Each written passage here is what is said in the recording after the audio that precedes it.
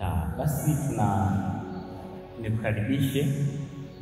Hii tunaita ni Project Daniel 7 kwa wale ambao ni wapya kabisa, yani ndio kusikia kitu kwamba ni mfululizo wa semina za mafundisho ya neno la Mungu ambazo Mungu alinipa mzigo wa kuzifanya ndani ya mwaka 2025 kuanzia Januari mpaka Desemba, na mkakati ambao Mungu alitupa ni kwamba kila mwezi tujifunze darasa moja kwenye kila mwezi. Yani maana yake Januari darasa moja, Februari darasa lingine. Kwa hiyo ndio Project Daniel 7 kwa sababu ni mwezi wa 7.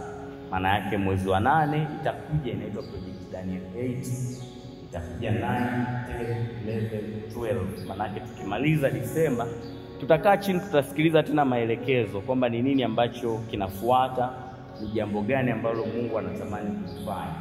Tunaita Project Daniel kwa sababu kusudi na dhima ya kile Mungu anachotaka kukitengeneza kwenye kizazi hakitofautiani sana na kile ambacho kilifanywa na Danieli na wenzake walipokuwa Babeli.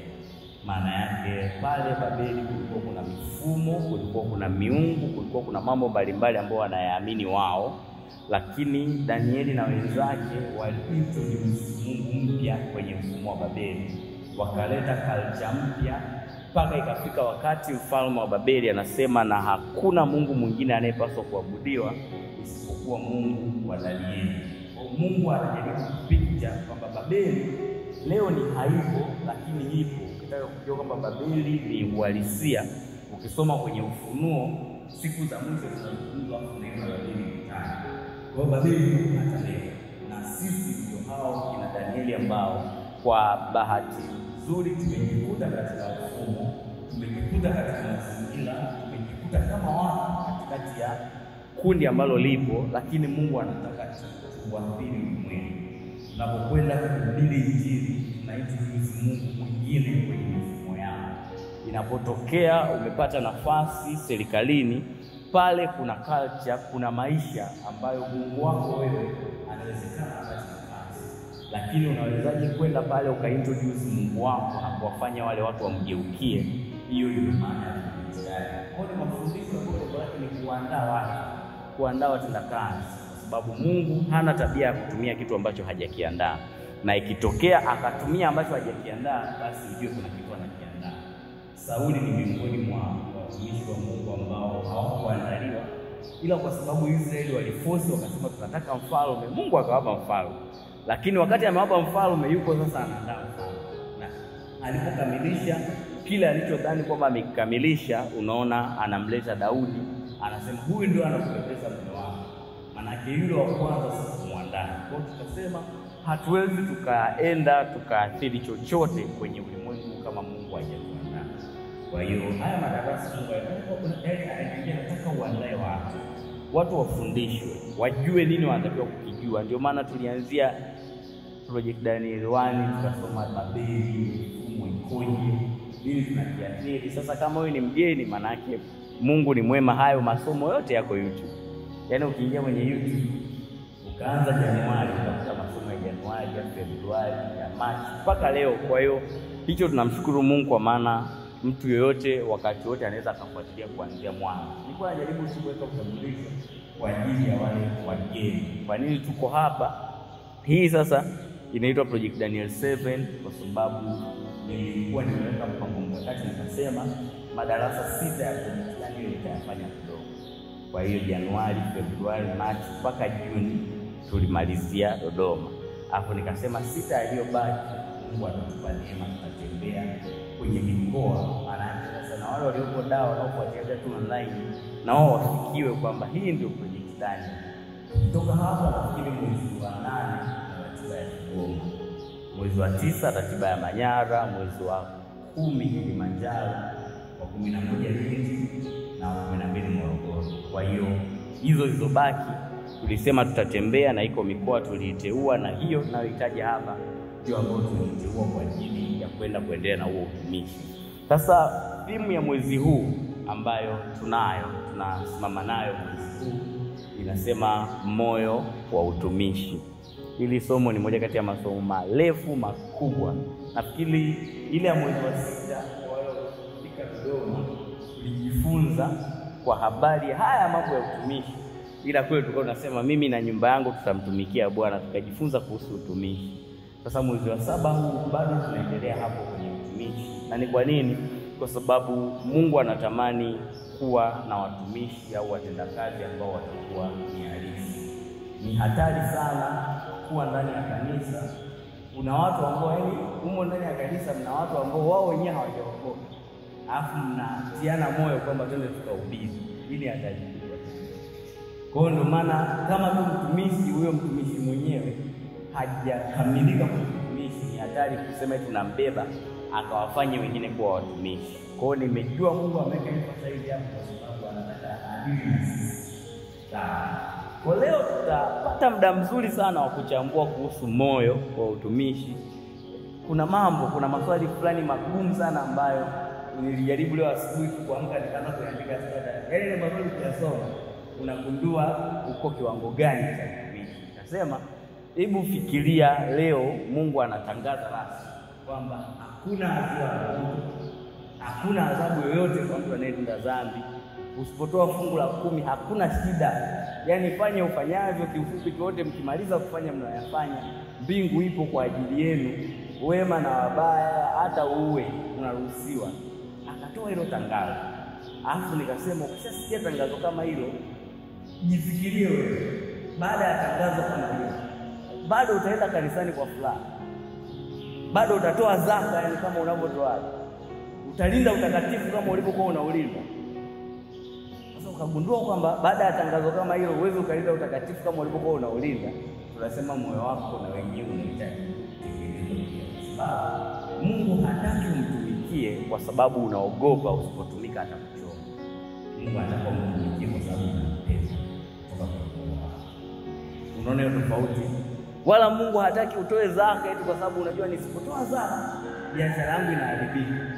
Yaani hata Mungu hata akusubiri bwana. Ndio maana kuna wakati tunaanza kuna maandiko ya Agano la Kale kwenye Agano Jipya yanakosa nguvu kwa sababu Mungu wa Agano Jipya sio Mungu wa kuwachoma maadui zake, ni anawapenda. Kwa hiyo usipotoa zaka unakuwa kama adui wa Mungu, hapa anatakiwa kupenda. Unaelewa? Maana yake hautakiwi kusema natoa zaka kwa sababu nisipoitoa Mungu ataniadhibu. Yaani Mungu anataka uitoe kwa sababu unapenda. Na mtu mmoja akasema yani kama unampenda Mungu vizuri, hautatoa hata 10, utatoa hata 20, hata 30, hata 40.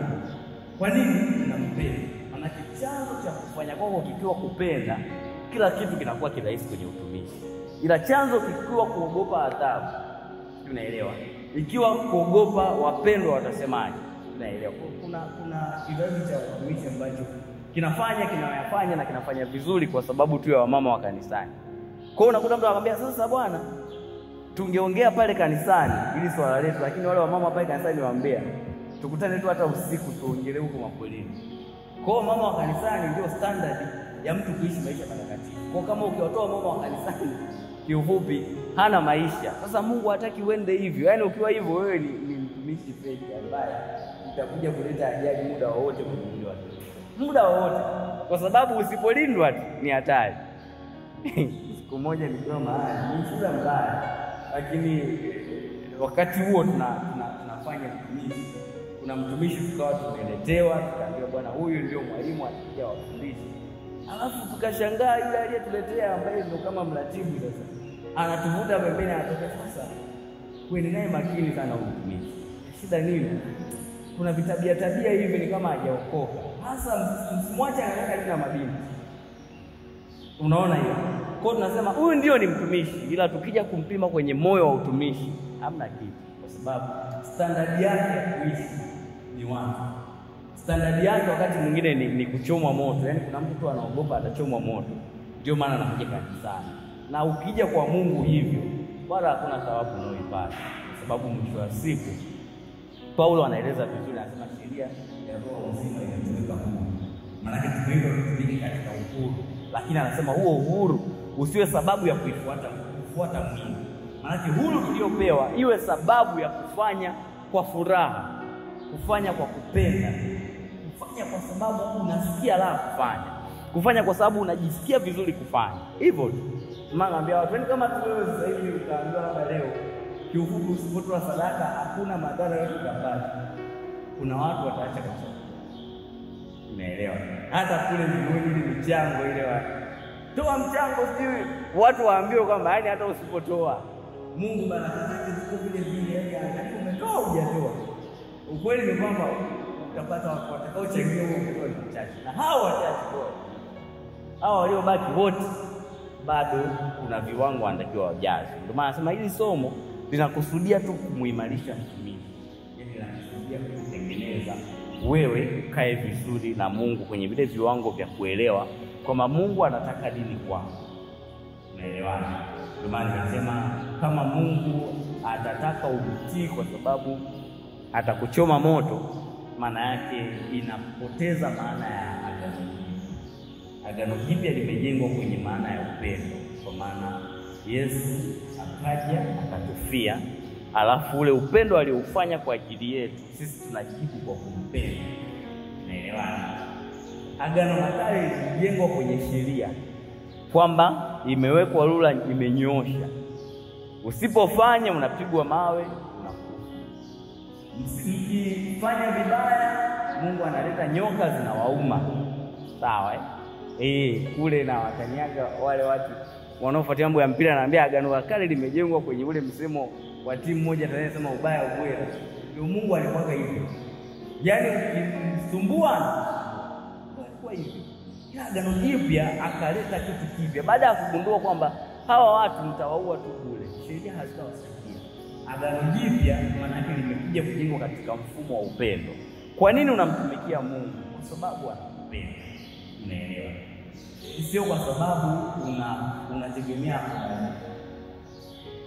Taona hapa wakati tunajifunza kwenye habari ya utoaji kwamba hata ukatoa, yani unatoa kwa kutegemea kwamba ngoja nimpe Mungu ili anipe kesho, tayari ushajichanganya katika moyo wa utumishi.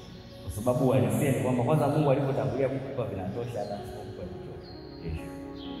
Au kuna mtu ambaye sasa Mungu nakupa 100,000 tunamalizana madeni ya nyumba, tuanze moja. Unaweza?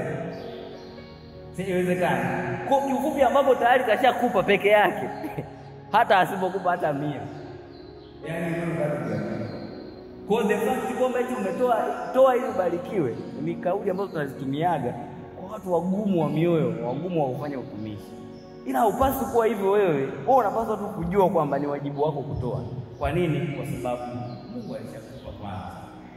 Kwa sababu wewe huwa nawaambiaga watu ili swali ni very technical kwamba wewe cha kwako unachomiliki wewe ni nini? Yaani useme kabisa kwa ujasiri kwamba hiki ni cha kwako. Ni nini ambacho unakimiliki?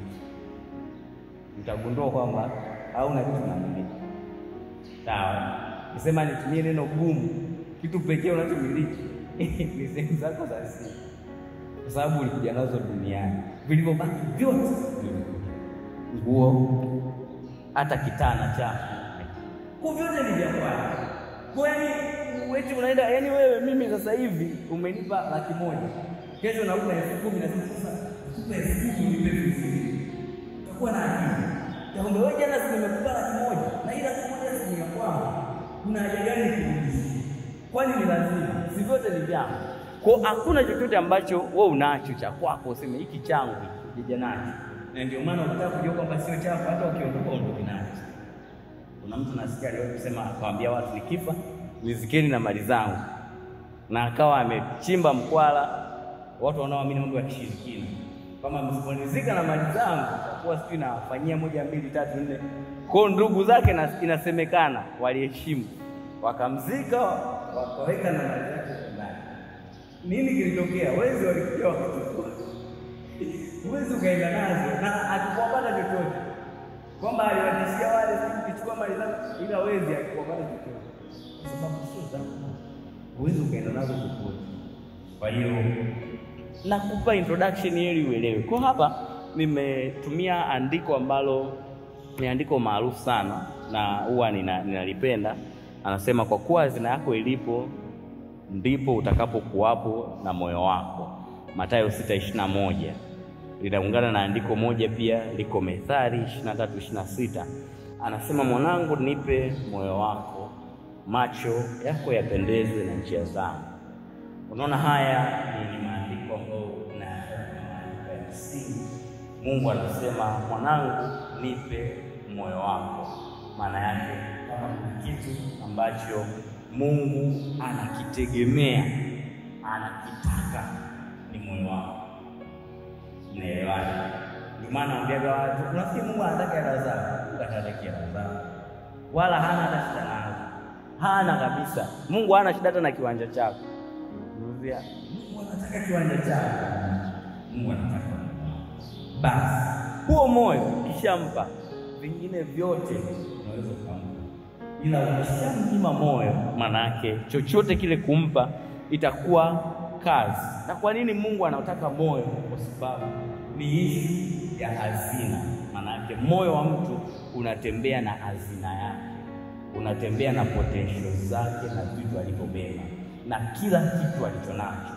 Maana naambia watu yani, moyo ni kitu ambacho kinapokwenda kinapokota vitu vingi, kinapokota vitu mbalimbali, kinaenda. Kwa hiyo ukitokea moyo umefika mahali umetua, unatakiwa ujue kwamba kila kitu chake kitatua pale. Unaelewana? Ndio ile unasikia mtu anasema kabisa, mimi nichezee kwenye mambo mengine, ila kwenye fedha yangu sina mchezo. Nini? Moyo umenasa kwenye fedha. Kwa hiyo kuanzia pale kila kitu kinakuwa pale, kila kitu yani. Ndio maana Mungu anautaka moyo, kwa sababu kwenye haya mashindano kitu pekee ambacho kinipa naweza nikaelewana na wewe ni moyo. Moyo nyuma yake vitu vingi sana. Kwa tunaposema moyo wa utumishi, tunamaanisha kwamba moyo ambao utampa Mungu wote kama ulivyo. Ili maana yake kila kinachofuata nyuma ya moyo kifuate moyo wako ulipokwenda. Ndio pale Yesu anasema ni ngumu. Kwa nini? Kwa sababu moyo jinsi ulivyo ni either uwe hapa au uwe hapa. Tuweze kutumikia mabwana wawili.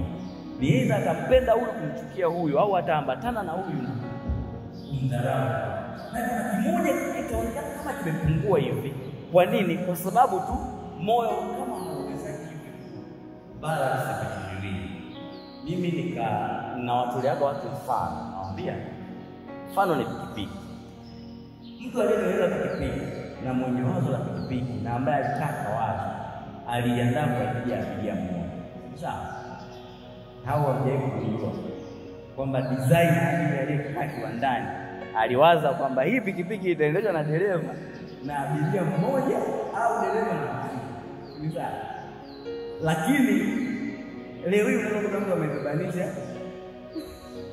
watu watatu na wamekaa. Kwani hawajakaa?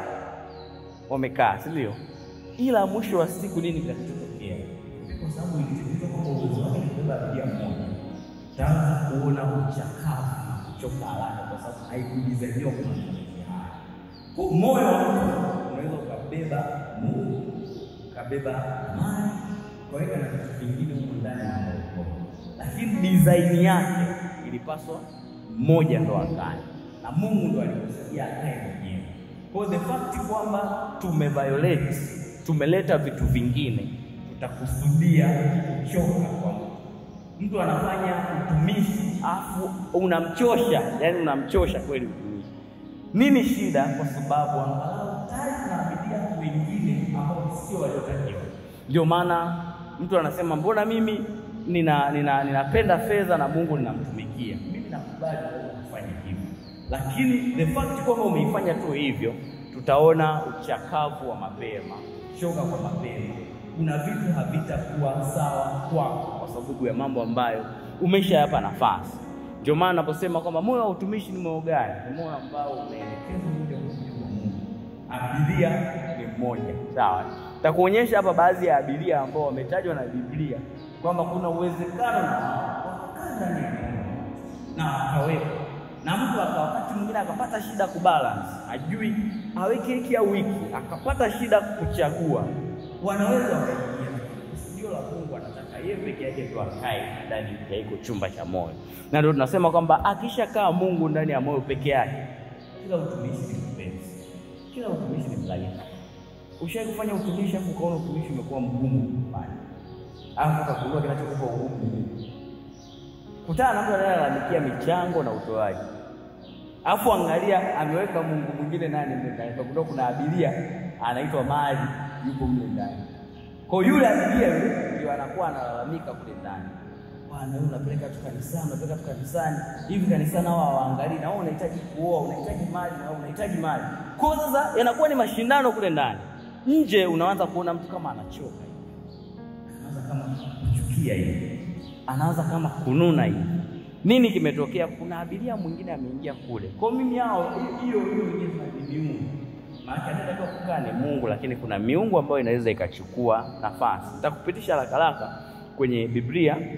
Nimeonyesha hapa kwamba moja ya vitu ambavyo vimetajwa vinaweza vikachukua nafasi ndani ya mtu. Cha kwanza ni mali au fedha, ambapo hiyo tukisema kwa habari ya mali na kwa habari ya fedha tunazungumzia vitu vilivyo mali.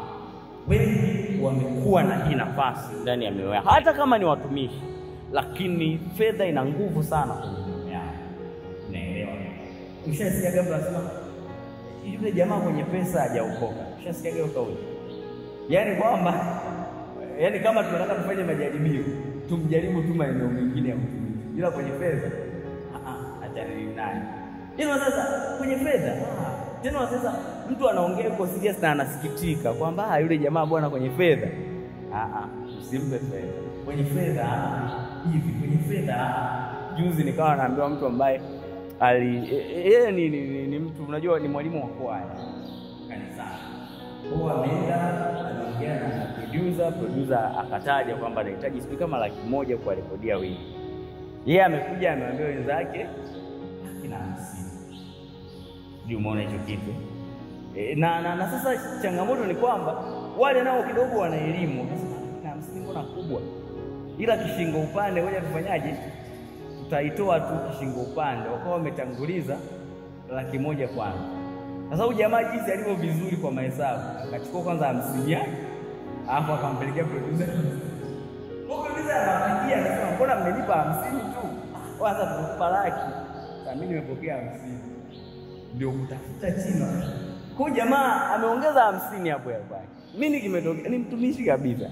Ila kuna aina ya Mungu mwingine ndani ambaye kama yule mtu hasipojijua akashughulika na hilo swala litamkosesha kila siku. Unaelewa? Litamkosesha kila siku. Mtu mmoja akatuambia eti ni mwalimu Langula sasa anasema mfano unataka kuwekeza fedha za kanisa. Hapo sema mimi msinipe nitakula hizo. Anasema ni kukosa nidhamu. Kwa nini ule pesa yako? Yaani wewe unakichaa gani? Mbona unaweza kaita hela ya au ile hela Mungu akamsinipe nitaila. Anasema ni kukosa nidhamu ya hela. Ni kuonyesha kwamba ndani yako inawezekana kuna Mungu mwingine anaupalezi. Huyu atakosea. Kwa nini wewe hivi? Yaani kwa nini wewe hivi? Kwa nini wewe utumie vibaya? Kwa unagundua fedha imechukua nafasi, na Yesu wakati anawazungumzia hawa watu wa fedha aliwapa jina moja linaitwa mchungaji wa mshahara. Ndio hizi kesi za mtu kutumika anataka alipwe. Sasa mimi siwezi kuja. Na akipigiwa simu mtumishi na uhitaji tunadai baada yetu nzuri na nini tunakuomba uje. Aulizi ni tarehe ngapi, muda gani, mmejipangaje? Nyinyi mna kiasi gani? Yesu anawaita kama wachungaji wa mshahara. Ukisoma ile nafikiri ni tuangalie hapa. Ni moja ya maandiko maarufu Yohana 10:11. Yesu anajispecify anasema mimi ndimi mchungaji mwema. Mchungaji mwema hutoa uhai wake kwa ajili ya kondoo. Anasema mtu wa mshahara wala si mchungaji ambaye kondoo si mali yake. Huyu hajali kondoo. Sawa? Hajali roho za watu. Hajali sana na Mungu atusaidie kama kanisa litoka kutokujali tena roho na kiroho cha mtu. Yaani as long as wewe ndio unaye sponsor mambo ya kanisa, unatoa fedha nyingi, hata wakasikia kwamba una mwanamke wa nje huko hawakugusi. Manake anasema huyu mchungaji wa mshahara sio mchungaji hata. Ni amekuwa tu ila sio. Kwa sababu yeye mambo ya kondoo sio mambo yake. Roho zao, ustawi wao, hivyo havipi shida. Anachoangalia tu kwamba nimepata fedha, nimepata mali, ndio kitu anachokizingatia yeye. Manake roho zao. Na kuna wengine watumishi wa Mungu sisi kabisa ambao tunasimama kufundisha. Mtu anafundisha vitu viungani, unamuuliza anasema unajua wale ni vijana, ndio mambo wanapenda haya. Ukianza kuambia utakatifu hawakusikilizi. Kwa yani umeanza kukristiwa na watu kuwapendeza wanadamu. Takufurahisha, iongee vitu ambavyo wote vifurahia. Umebadilisha na gospel imekuwa ya kuwafurahisha. Ndio maana mahubiri waga marefu. Mahubiri ni dakika kadhaa kama 20-30 na ni ya kusifiana, ya kutiana moyo, ya kuinuana. Mungu anakupenda, utabarikiwa, utainuka, afu ndeni huko. Anasema huyu sio mchungaji kwa sababu mambo ya kondoo sio mambo yake. Kondoo anaishi, anafanyaje? Yeye anaangalia tu kubwa, hela imepatikana. Sasa hii kwenye moyo wa mtumishi ni mbaya, kwa sababu mwisho wa siku ndio hiyo ambayo tunasema itakuwa inamkosesha mtu kila inapofika eneo la fedha. Likifika eneo la fedha, hata ufanyaji wake wa maamuzi unakuwa tofauti, kwa sababu kule kwenye moyo kuna kitu kiko sawa. Mimi wakati najifunza hicho kitu, Mungu anafundisha kwenye habari ya moyo, aliniambia changamoto ambayo tunayo, alitazamisha mfano ambao ni mzuri. Mimi baadaye tena nikapata mfano wa ziada, ila Mungu yeye alinitazamisha mfano wa saa. Mnaujua mzani wa saa? Mzani wa saa, kwa nini unajua? Mizani ya mawe mnaijua. Mzani wa saa mshaikuona? Unajua ule ulivyo? Alitazamisha ule mzani. Akanambia, mwanangu, huu mzani ukitokea au kuanzia sifuri hapo kuanzia, alafu tukaupaka rangi nzuri, tukaufagia kupendeza, afu tukaweka pale kitu tukapima, utakuwa kuna usahihi. Akanambia mioyo ya watu ikishatoka, kila kinachofuata hakiwezi kuwa sahihi. Mianao baki anapata matokeo ya wachezaji wa kanisa. Jana kweli cha moyo huu uko wapi? Tafuteni kwanza kuangalia kweli umekaa pale. Mimi baadaye ndio nikasema kuna mzani wa saa mkuu, nikafikia saa ile ya utani. Ushakusahau unataka kupoteza majira. Let's say ilisha betri, ukaweka betri mpya hapo unahitaji kuiset. Sheria ni nyepesi kufuli. Kwa namna yoyote mkiweka tofauti, yani mkaweka mahali ambapo sio saa kamili, hata kama ile saa ingekuwa inapendeza kiasi gani, bado haiwezi kupatia. Yesu anafananisha huu mfano, anasema ninyi ni chumvi, ikiharibika itiwe nini? Ndio mzani, ndio saa. Yani saa kama inasema uongo, hata ingekuwa ni saa, tu haoni sababu gani, haoni maana ya kuwa na hiyo saa, wala hawajisikii vizuri kuwa nayo. Ushakutaga mtu anavaa saa afu aiangalie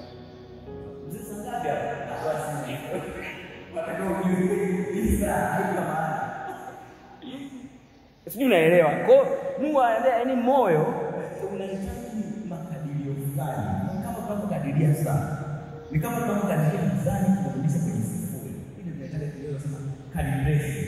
Moyo unatakiwa kuwa calibrated mahali sana, kwa sababu ukimisi hata hatua moja ni changamoto. Sasa kibaya ambacho kimetokea, yani let's say sasa hivi ni saa 7, wewe saa yako ya saa 7:05, huyo anaanza saa 20, huyo anacheza huyo kwa sababu saa yake ni saa 9 zaidi, na yule tulivu kwamba isemi napenda ile jamaa kazi 500,000 kupiga vyombo. Mimi ningesema ila wao wote ni kwangu na kwa kuzi, ila tu wanachekana kwa sababu mmoja kama amependa zaidi hela zaidi. Umeelewa? Ni mambo ambayo tunatakiwa tuyajue, kwamba cha kwanza mchungaji ambaye Yesu anamtaja, mchungaji huyo anasema mambo ya kondoo mambo yake.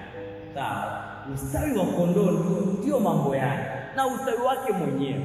Mtu mmoja akasema, unataka nakuita uje uabudishe, unataka nikulipe wakati wewe unakuja kuabudu na wewe mwenyewe unahudumiwa na watu wanahudumiwa. Maana ukiwa muabudu ambaye ni mtu ambaye anatajwa na Kristo, maana yake cha kwanza ibada ndio unayoitanguliza. Ikatokea umepewa fedha, ni matokeo, lakini ustawi wa watu, namna ya kuendelea, ndio ilikuwa ni msingi. Sawa, kwamba ufike tu pale uimbe, watu wakutane na Mungu ajibu shida zao, ndio jambo la kwanza. Hilo mengine ni ziada. Ndio Biblia imesema na ziada mtapewa. Tafuteni kwanza ufalme na ziada mtapewa. Ila ukaona kwamba fedha ndio inatangulia kabla ya watu kuabudu, wewe ni mchungaji wa mshahara. Umeelewa? Mtu mmoja akasema naye eti akasema sasa hapo nani atapona? Mbona waimbaji wakubwa wote Tanzania wote wanataka hela? Whatever, kila Mungu bado na wengine ni nyingi sana wanda. Yaani ukisikia mafundisho kama haya unajua kabisa wewe ndio anakutarget uje kuwa ili ukija kufanya vitu akwambie kumbuka siku fulani nilikwambiaje mambo ya kondoo ndio ya kwangu. Anasema Yesu anamzungumzia huyu mchungaji sifa zake. Anasema huyu mchungaji anasema 13 anasema yule ukimbia kwa kuwa ni mtu wa mshahara wala mambo ya kondoo si kitu kwake. Kwa mambo ya kondoo viroho vya watu kusogea kwenye ukuu wa Mungu si kitu kwake. Na hapo kuna watu wanaambia jamani, kuna wachungaji hao ini hatua hukumu, lakini ukiwaangalia injili yao unajua hawa watu hawako pamoja na sisi katika safari ya Mungu. Mtu ambaye hakufundishi kwa habari ya utakatifu, hakufundishi kumpendeza Mungu, anakuelekeza tu mambo ya kupata pesa kubarikiwa. Huyu ndo mchungaji wa mshahara ambaye Yesu amemsema. Anasema mambo ya kondoo si kitu kwake. Ustawi wako binafsi sio mambo yake. Anaangalia tu kuna namna gani atakayofanya ili avute fedha kwako, ili apate kitu kwako. Na huyo tunasema mtu wa hivi ana Mungu, yaani kuna Mungu ana moyo wa Mungu, lakini na fedha imechukua nafasi. Sasa yanaanza kumchanganya. Umeelewa? Yanaanza kumvuruga. Haelewi sasa kipi akiweke wapi. Ndio nyewe mnaanza kuona tu yani siku hizo watu wameharibika, watu wamekuwa hivi. Naomba tu nikimbie kwa sababu hili somo ni refu sana. Tuna Mungu mwingine, miungu sasa inaizungumzia. Huyu ametajwa kama Mungu tumbo. Unamjua Mungu tumbo? Paulo ndo anamzungumzia huyu Mungu tumbo. Ukisoma ile Warumi 16:17 na 18 anasema ndugu zangu na wasiwa angalieni wale wafanyao fitina na mambo ya kukwaza kinyume cha mafundisho mliojifunza mkajiepushe nao.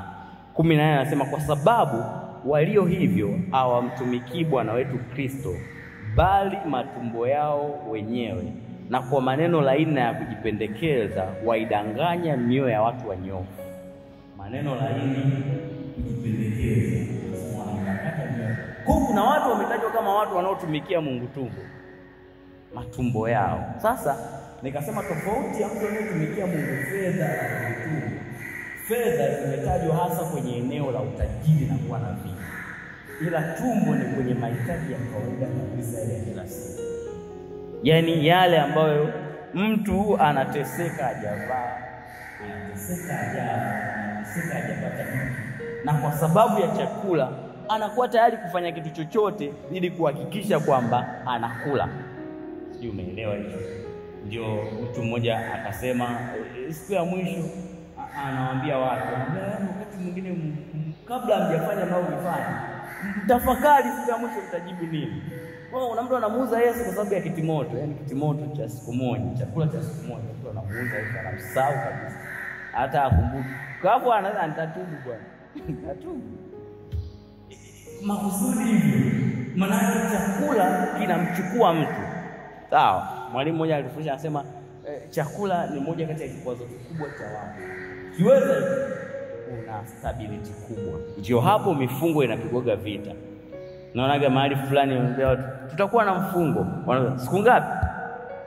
Ukiambia siku moja masaa 12, hapo sawa. Ni siku 7, au siku 3 nini chakula.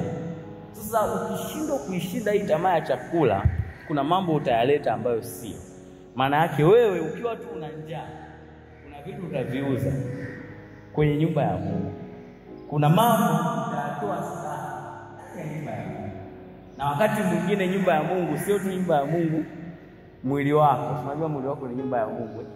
Wale unaofuatia status juzi nilikuwa na jana juzi nilikuwa naandika nikasema yani binti anatakiwa kujua kwamba mwili huo ulionao sio wako, ni mwili wa Mungu. Kwa hiyo ikatokea mtu amekuja kwako anataka labda akupe kazi, akupe chochote, ila ile exchange anataka mwili wako ndio utumike. huyu mtu hakutakii mema, kwa sababu mwili sio kwako. Kwa hiyo naambiaga watu, ikitokea exchange yoyote, toa nguo, toa viatu, toa pesa, si zako, ila mwili sio kwako. Hii ni mali ya mtu. Ni sawa ukachukua mali ya mtu mwingine ukaipeleka kwa mtu mwingine. Kwa hiyo unaweza ukauza vitu vya Mungu kwa sababu ya njaa. Wako wengine hofu ya kukosa chakula, hofu ya kukosa kazi. Mtu anaamua kabisa kujisaulisha, hajifanya kama hayupo vile. Sijui umeelewa? Kaambiaga watu, mfano fikiria tu kazini unapofanya kazi, katokea kwamba kuna mtu amepiga hela na wewe umejua kabisa kwamba huyu jamaa hela ameipiga, si ni sawa? Alafu akaja mtu mwingine, bosi mkubwa, akauliza ameiba hela, hajaiba hela, alafu mbele yake, na unajua kwamba bosi mkubwa akishaondoka yeye ndio yuko juu yake. Unasemaje? Hajaiba bwana. Bosi wanamsifia hajaiba, ndio. Ila unashindwa kuelewa kwamba katika ulimwengu wa roho Mungu anahesabu kama hofu, kosa kazi, kosa mazingira mazuri kazini. Hiyo hofu haitakiwi kukutawala. Na nawaambia watu, jitahidi moyo wako usivutwe na chakula. Esau aliuza uzao wake wa kwanza. Eva na Adamu wanasema ona tunda la tamanio ni chakula. Iko ndio kawatoa kwenye njia, kikawapoteza, wakajikuta mwisho wa siku wamekosa. Unashindwa kufunga kwa nini? Mtu mwenye shida sio kufunga. Sasa unakuta siku nimefunga, ndio pale kazini mtu anakuambia twende nikutoe lunch. Hapo kweli unafungaje? Wewe chakula kimekushinda kiasi hicho. Yaani kwamba umeshindwa na chakula kiasi hicho, kwamba lazima uende ukale hiyo lunch. Uone kwamba hapo ndani kuna transaction unafanya, kuna muamala unaufanya pale. Unaelewa? Mimi kuna siku moja nilikuja kushangaa sana. Ofisi ya kuna na lazima nikishuka kwenye bajaji nitembee kwa umbali fulani. Mara nyingine napandaga hata bodaboda ni buku, ila kuna siku leo natembea. Na mara nyingi huwa napenda kutembea ikitokea nimeamka asubuhi ile tu ndio kutoka sijaona. Natumia ile chance ninapotembea ndio nitumie zile dakika 20 za kutembea kuomba. Mara nyingi. Sasa nikashangaa kuna bodaboda wengi ambao tunafanya nao kazi kule ofisini kwa wananijua. Siku nzima sasa leo nikafike kule niombe, nikishuka tu hivi natembea kule. Sikia pili tena hiyo nikaanza kusema kama hapo kuna muamala kanafanyika kwamba ili usiombe unapigwa leo. Mshaka wa ofisini mastori wengi uombe. Jioni na jaomba. Kama shetani anajua kwamba kazi dakika 20 kuna kitu ungeweza kuharibu. Kwa hiyo tunakunyamazisha kwa sababu ndio hapa sasa Mungu anapoingia mwenyewe. Unaelewa? Kuna watu wanashindwa hata kukemea dhambi kwa sababu wanapewa ruhusa. Mtu anajeza, yani anajua ulipomuona lazima utalopoka. Kwa anakutafutia namna. Hivi nataka vipo vyako vya suti mtumishi, nataka nikubariki. Usipoelewa vizuri kwamba kuna kitu anajaribu kukifunika, utajikuta umeingia kwenye mtego. Tunaelewana? Lakini kumbe unatakiwa kuwa hivyo. Shetani yuko tayari kukupa chochote ili apunguze vitu katika kusudi, apunguze vitu katika mambo ambayo unayafanya. Nawaambiaga watu unatakiwa ujue gari sio hasara kwa shetani. Kwa hiyo gari moja hailipi hasara, ila dakika yako moja ya kuomba kwake ina hasara. Kwa kuipinga dakika moja wewe kuomba, uko tayari kukosa. Ndio maana unasema kuanzia kesho naanza mfungo. Alafu mtu anakuambia kesho na kutoa out hoteli fulani hivi ambayo hujai kwenda, si ndio? Wiki leo bila kujadili ndio tunafanya kule Mbezi Beach. Na hoteli nzuri. Ambaye anakupeleka kule hoteli ya nyota 5. Wewe unaanza kupiga hesabu, mifungo sipo. Hujui kwamba shetani ana hasara hata kutumia milioni 2 kwa siku kwa ajili yako. Kuhakikisha tu kila ambacho ulipaswa ukifanya au ukifanya.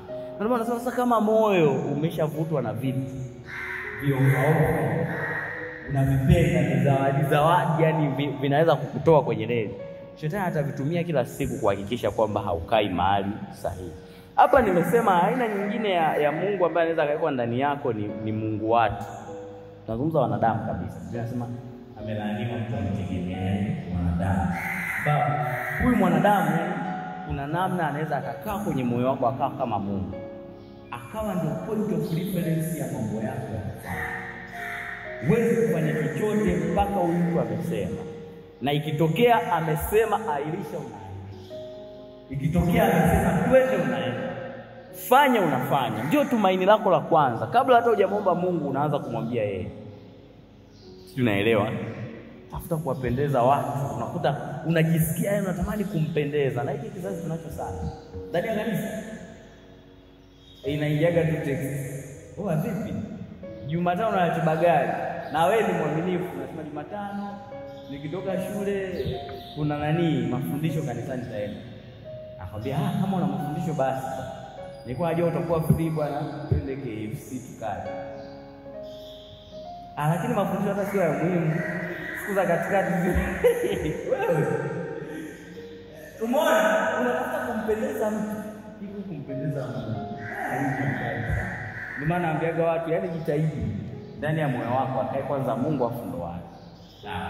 Na ninawaambiaga watu, moja kati ya tangazo ndio uliweke kwenye mlango wa moyo wako. Ikitokea mtu anakuja anasema anataka moyo wako, anatakiwa kumwambia kwa wewe unakuja kuwa na mbili na moja. Tunaelewa kwamba hakuna namna ya kusikiliza wewe usisikilize. Hakuna namna nitafanya unachokitaka wewe ambacho kinapingana na Mungu. Kesi zote zinakuwa soft. Tunaelewa. Hii kesi ya kila siku naletewaga mimi, sijui na kijana kila siku anataka sijui tufanye mapenzi. Sijui nini. Unajua hiyo ni kwa sababu hujampa hilo tangazo. Tangazo hilo ukishaliweka akaelewa limeisha. Kwamba anayetangulia kwanza ni Mungu, alafu wewe ni wa pili kwenye maisha yangu. Kwa hiyo chochote kinachotokea, na by then mimi nawaambiaga watu wewe ni wa pili, na ukiona kama ni vibaya kwa hata wa 10, wa 9, wa 8, namba zote hizo wewe chukua. Wewe ndio kama kwa wa pili, wa 4, wewe sawa. Kila mmoja ni sehemu ya kama utacompromise sana mambo ya Mungu. Utajichanganya sana. Nishakutaka mtu anaacha kutoa mchango kisa katazo na boyfriend wake. Hata Mungu ndio anataka atoe mchango, anataka mbaki. Mchungaji sababu unatumiaga wapi wewe? Mbona zinaisha kanisani? Akaambia kuna mchango gani sasa hizi? Kuna mchango fani wa 100,000. Usitoe. Lakini mimi ukitoa hiyo hela, mimi siwezi kuwa na mwanamke wa hivyo. Tuachane. Hata watu wanaacha kutoa. Utacompromise sana kwa sababu kuna mtu ametangulia kabla yako. Na shetani atajitahidi kukutafutia huyo mtu akupendeze, sawa? Akupe chochote unachotaka. Naomba shetani ana hasara. Shetani ana hasara. Ndio maana Mungu anakimbilia vitu na muacha kushangaa. Kwa sababu shetani hashindwi. Swala kukupa hata ungesema dunia nzima. Alimwambia Yesu anaweza kumpa siku. Anataka nini? Ibada tu, ibada tu, ibada. Kwani Yesu angesikiliza kata moja ingekuwa shambani dakika moja yuko tayari kwa dunia. Ndio maana shetani yuko tayari kukupa mtu akupendeze, akupe chochote unachotaka, akuite majina yote mazuri duniani uje kuyasikia. Yuko tayari, ila tu kuhakikisha kwamba anakuwekea mtu ambaye huyo mtu atakuwa mbele ya Mungu. Maana yake reference yako atakuwa ni mtu na sio Mungu. Maamuzi yako yatabezi kwenye mtu na sio Mungu. Mzani ule sahihi inabidi uanzie pale kwenye mti. Nikawa nawatazamisha watu ule mzani wa mawe. Nikamwambia mzani wa mawe mimi ulinifundisha hekima moja. Ule mzani sijui aliyeutengeneza aliwaza nini. Ila katika vitu ambavyo alijitahidi na alipatia na anastahili pongezi yule mzani ni kwamba ukitoa ile sahani ya mzani haubalance. Ila sahani imedesigniwa kukompensate ule uzito ambao akiweka ndio unakuwa sawa. Sawa. Ukitoa sahani tukaweka kitu kingine chochote ndani ya balance. Sawa. Kwa Mungu nikasema ile sahani ikikaa pale ndani ukitoa kwa bakuli weka litakaa kwa bakuli litakaa, lakini mbele hauna kwa sababu haijadesigniwa hivyo. Kwa hiyo eneo sisi unaga watu wanagombana na watu. Mbona uji kanisani? Mbona nini? Unataka ujue shida sio uje kanisani. Moyo wa mtu kitu kingine kuna element hii iliingia pale. Hiyo ndio inaomkosesha. Ndio inaomfanyisha afanye vitu tofauti. Ndio inaompeleka anafanya hiki anafanya kile. Unaelewa? Wakati Israeli wanatoka kule jangwani, walikuwa na makando kando mengi, lakini mioyo yao ilikuwa iko sawa. Moja ya mambo waliyatunza kwenye mioyo yao ilikuwa ni zile dhahabu. Unaelewa? Dhahabu zilikuwa zinawatia kiburi kweli. Yaani in fact mtu yuko jangwani hana hela hana nini, lakini akiangalia dhahabu anatabasamu. At least na dhahabu. At least I have this. Kwa kuna eneo bora kumtegemea Mungu, mtu anategemea dhahabu. Ndio maana Musa alipoacha wale wakafanya sanamu. Kwa sababu dhahabu zetu zifanye fulani. Ndio maana baada ya wakati wanafanya reconciliation na Mungu, yani ili Mungu awahurumie, ilibidi zile dhahabu walitoa na kutengeneza. Ndio Mungu akawapa ilikuwa changamoto. Ndio maana nataka yani kuna aina ya watu inabidi tu wasogeze, watoe, kwa sababu wakiendelea kuwepo hapo hakuna siku mzani utakao. Na tutaona hukumu, tutaona wakati wewe tunakuelekeza kitu kile kile. Tunakwambia jambo lile lile huelewi. Shida nini? Moyo umedeviate. Kuna mtu unatafuta kumpendeza kuliko kumpendeza Mungu. Unaelewa hicho kitu? Unatafuta kumfurahisha. Unatafuta yule mtu afurahi. Unataka ajisikie vizuri. Kwa chochote atakachokuambia unasema. Sasa Wagalatia ile Paulo anaandikia watu wa Galatia, anazungumzia hao watu. Anasema kama tulivyotangulia kusema, Galatia 1:9 anasema kama tulivyotangulia kusema na sasa anasema tena, mtu awaye yote akiwahubiri ninyi injili yote isipokuwa hiyo mlioipokea na alaaniwe. Hapa anazungumzia habari ya kuwapendeza watu. Mtu anatwist maneno, anatwist hata injili ili kuona kwamba fulani na fulani wajisikie vizuri. Sawa. Nasikia mtu amepata kitu kusikia elimu ya kwa mzao kabisa. Afu mlevi, sasa sijajua alikuwa anafanya kimya anajificha. Ila hiyo siku inaonekana mtu alikuwa na mwanamke wa nje huko. Unajua vitu vinaendaga pamoja. Naambiaga watu, moja kati mimi nimejaribu kufanya tafiti zangu binafsi. Nimegundua kuna dhambi zinaendana. Ulevi na mwanamke wa nje pamoja kwa ndugu. Yaani mtu aliye mlevi anaweza kudanganya kwenye hilo eneo. Atafanya tu hicho kitu. Yaani lazima vinaendaga pamoja. Kwa hiyo kama mna mtu kanisani na ni mlevi, fuatilie. Hawezi kuwa na mahusiano pamoja. Lazima atachanganya. Fedha na uzinzi ni ndugu. Mimi nimefuatilia. Yaani mimi tu ni mambo tu ya fedha ndio sijaokoka vizuri. Ila mambo mengine nimeona. Kisha mesa kwenye eneo la fedha. Utaona kinachofuata kumesa ni eneo la mahusiano na purity. Lazima tu tutajichanganya.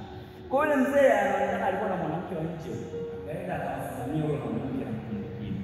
Hasira ikawaka. Sasa unajua hasira ikishawaka lazima utafute kitu ambacho kiko kwenye moyo wako cha kwanza. Kama ni Mungu maana utakimbilia kwenye magoti. Sasa hii ilikuwa pombe. Kwa akaenda akanywa sana.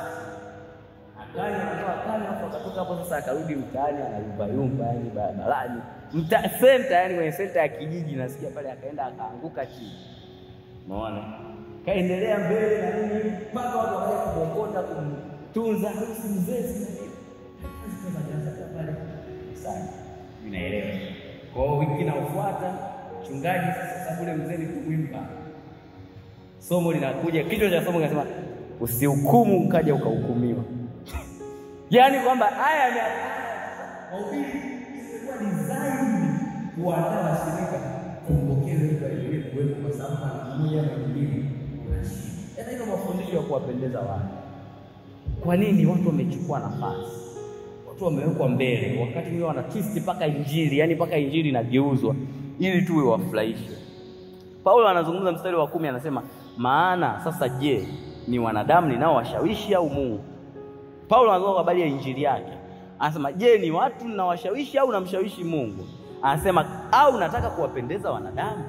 Kama ningekuwa hata sasa nawapendeza wanadamu, nisingekuwa mtumwa wa Kristo. Elewa hiyo. Nasikia hiyo. Yaani kama ukitaka kuwapendeza wanadamu huwezi kuwa mtumwa. Never. Ndio Paulo anasema, kwani mimi nataka kuwapendeza wanadamu? Anasema kama ningekuwa nawapendeza wanadamu, hata sasa nisingekuwa mtumwa. Kwa by default mwanadamu ana mahitaji yake, ana vitu vyake, ana namna yake anayotaka kuwa. Ili umkaze ufurahishe afurahi awe full asilimia zote, utajikuta umesha compromise na mambo ya Mungu. utajikuta tu, unaelewa, kuna mahali utajikuta umeshatoka na kukosea.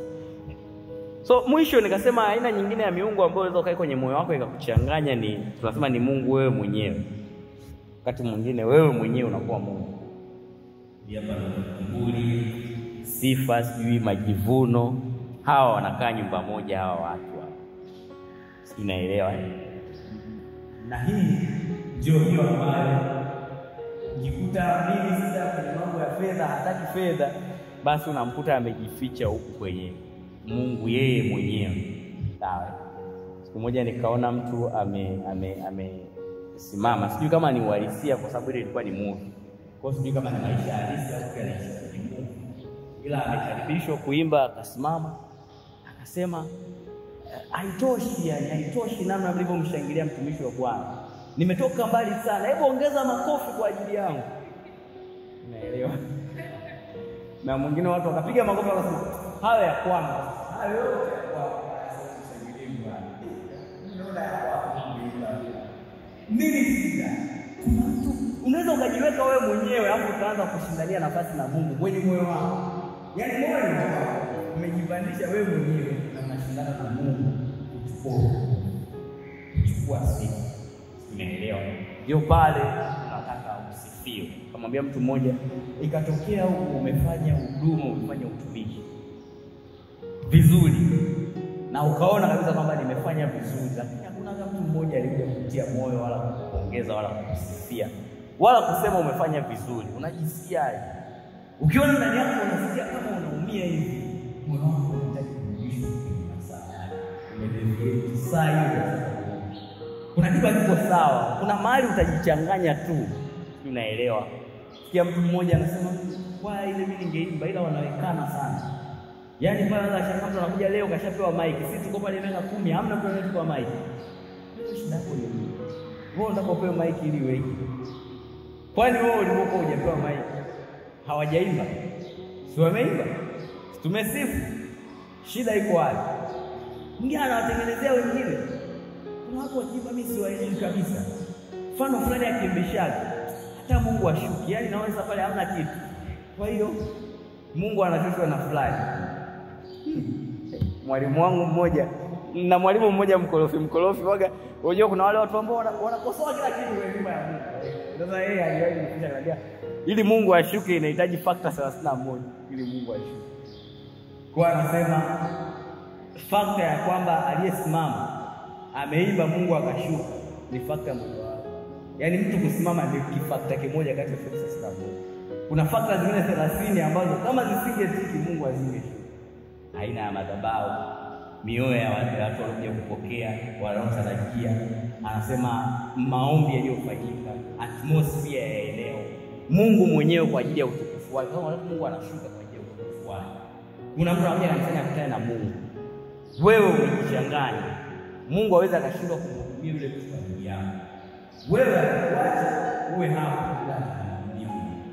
Unaelewa? Naambia watu kwamba ikatokea wewe ni kama grass. Ikitokea kuna waini nzuri mle ndani unaisahihi. Si hapo kwani si hapo. Unaona? Atupe pale nje kama mtupe. Ni mwalimu mtupe. Ila nikimimina maji yote nikikupa katupe. Ndio mtumishi wa Mungu. Tunabeba mafuta ila tu akishagundua kwamba umeishiwa.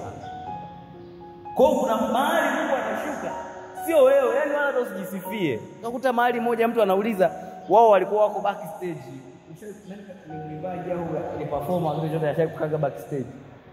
Mnakuwa mpo kule yani mnasikia tu shangwe kule. Nyewe mnakuwa mnasikilizia fulani. Kwa wakawa wamekuja mtu akasema, "Vipi huko?" Akamwambia, "Umeua." Jamaa, umeua.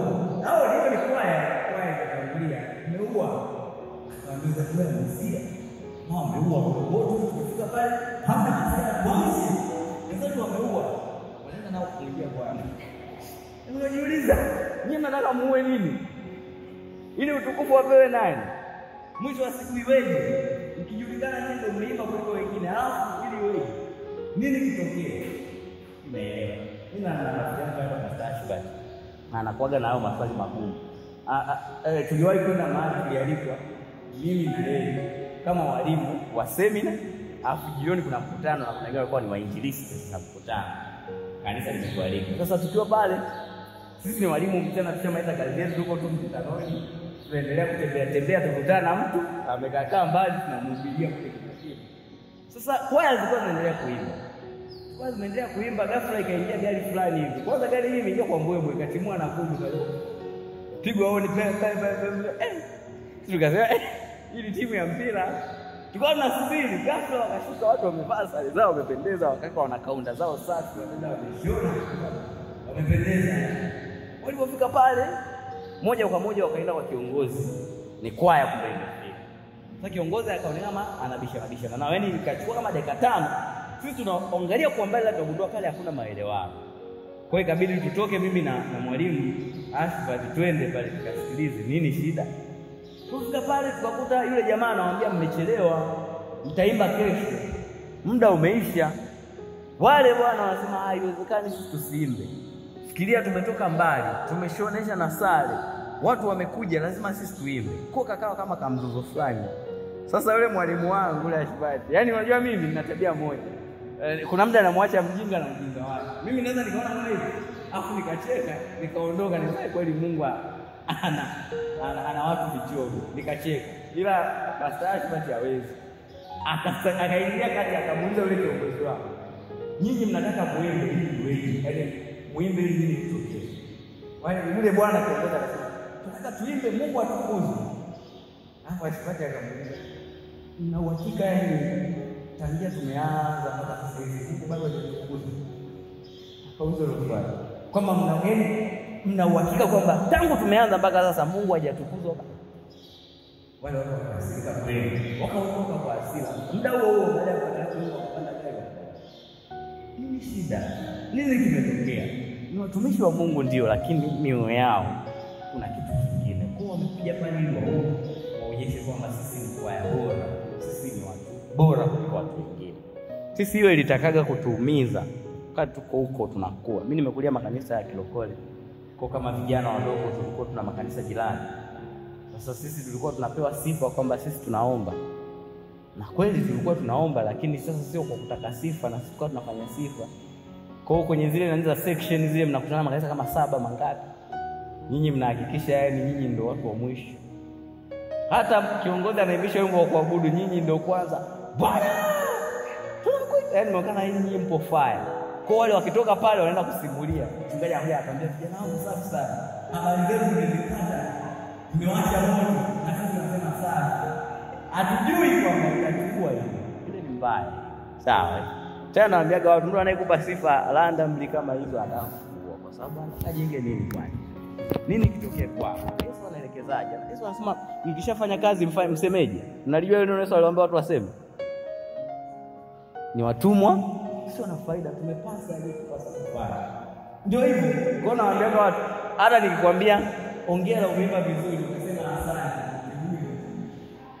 Kabisa Biblia haisemi hivyo. Imesema ujibu hivyo. Imesemaje? Au ngoja tusome.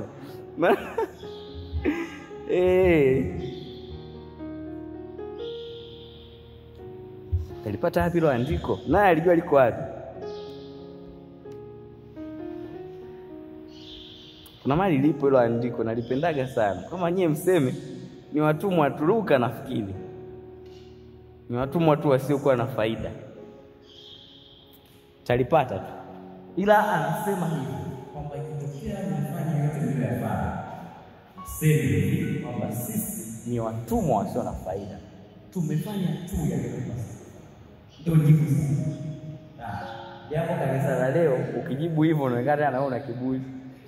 Eti watumwa wa faida. Hajui jinga mtu.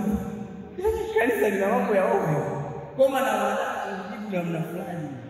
Ukiambia utukufu kwa Bwana, utukufu kwa Bwana ni kiaseme asali. Jamani. Yaani jitahidi usiuguse huo utukufu wa Mungu, kwa sababu ukifanya hivyo umekuwa pale unashindania nafasi. Na kitendo cha wewe kukaa, tunasema huu ni mzani ambao kuna sahani maalum. Ikishawekwa sahani nyingine ambayo ni wewe, tutaona compromisation kwenye ufanyaji wako wa mambo. Mtu anakuja tu anaacha kuimba. Sasa ngoja tuone. Sisi kwaya tumetoka nayo tangu inaanza. Hao wamekuja juzi. Ngoja tuone. Ndio. Kuna clip fulani TikTok asema umelogwa wewe. Wewe bila kwaya umelogwa. Alafu Mungu atakushangaza. Mungu anaibishaga. Hiyo ya kusema eti mimi sipo. Alafu unajua uzuri wa mambo ya Mungu jinsi yalivyo. Hata wewe ukiona kama haijapendeza kama ambavyo ungefanya wewe, ile imeshafanyika. Ni sawa. Na imeshaenda. Na tena Mungu ndo anakuwa anaipenda zaidi. Yaani wewe ile leo kuumiza ile, yeye ndo Mungu anaipenda.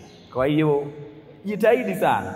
Wafilipi ameelezea vizuri sana, msitende neno lolote. Wafilipi 2:3 anasema msitende neno lolote kwa kushindana wala kwa majivuno, bali kwa unyenyekevu.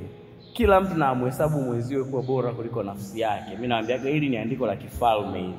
Mmoja ya maandiko ambayo naambiaga watu haya hatakuja kupingwa milele yote kwa sababu ya kusimamia kwamba msitende neno lolote kwa kushindana. Kishaanza kushindana, mtazalisha vitu fulani ndani yenu. Kuna mambo mtayatokeza hapo yatakuletea shida. Umeelewana? Kwa hiyo wewe sasa unatakiwa unajipima mwenyewe, sawa? Yaani tunaposoma hivi, unauangalia moyo wako. Sawa? Ndio hiyo nikasema unajisikiaje? Wakati mwingine unaweza ukafanya na mtu akaja akakwambia bwana umefanya vizuri. Lakini baadaye ukasikia huko amemwambia mtu mwingine kwamba wewe haujui kuimba, una force. Unajisikiaje? Kwamba una force, hujui kuimba. Unajisikiaje ndani yako? Ukiwa unaongea sana, maana yake unataka kuwapendeza watu. Lakini kama unajua kwamba unataka kumpendeza Mungu, hebu kaa uamini kwamba Mungu amefurahia kile ulichofanya. Alafu endelea mbele kufanya. Isikupe shida kwa sababu watu hawajapenda. Watu hawajafurahi. Na wala hata ukiwa unaenda kufanya, usiende kufanya yani kama umepania. Unaelewa? Maana kuna mtu yani kabisa yani unaona huyu kweli amezabilia.